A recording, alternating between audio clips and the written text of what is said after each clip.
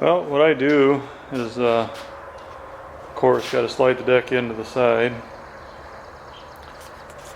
This is not a drive-over deck, or at least that's not the way I do it anyways. And I'll slide her under, and then we'll do the next stage. When you slide this deck under, you have to kind of work your steering wheel back and forth a little bit just to get the deck to fit between the front wheels and the back wheels. And when I maneuver this deck, I've got this strap that I hook on here. It makes it a lot easier to pull on that deck and maneuver it around. Usually when I get it close, I'll push it, and then I'll go to the other side and kind of just reach under and pull it. But for taking it out or whatever, or moving the deck around, that strap really makes it a lot easier. Okay, once you got it basically in place, then you got to take this front mount plate, and that has to hook onto this deck. And turn this a little bit so you can see here. Basically, it hooks over that rod that goes across the front of your adjusting arms on your deck. And once that's on there, then you just kind of slide the deck over until it slides up into these little slots, and then slide your pins in. And then you have a third pin that goes in that holds the back half of it. Just makes it more stable. Okay, clip your front pins in, and then leave your back one out until you have your electric hooked up, because you'll have to kind of raise the deck up a little bit in order to get that to slide in. Once you get it raised up a little bit, it'll slide in pretty easy. Once you got those pins in, take your electrical connector, your deck raise connector, and plug that in.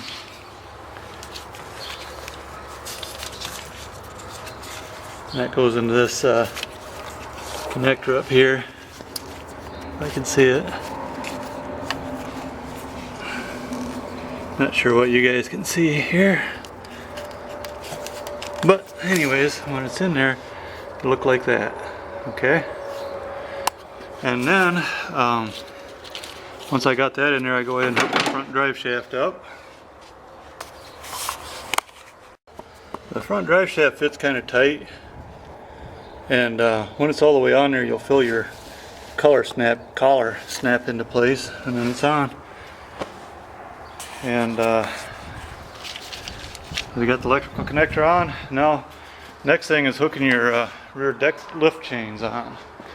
And on mine, I made these little snap hooks, and this part here will just loop onto the lift arm just like your normal chain would, and then all I have to do is just clip on the deck. Makes it a little bit easier. But on yours, what you do is you lower your, if you don't have these, you just lower your arms all the way down, and then that'll allow them to pull down the springs, and just pull them down and loop your chains on. And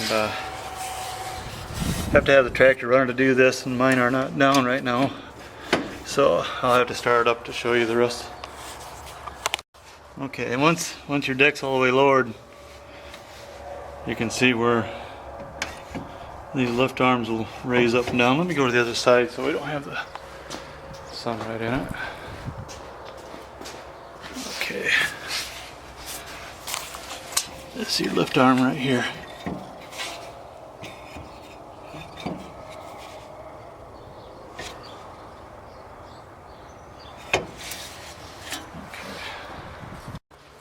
Okay, once you have them on here, this is what you'll have.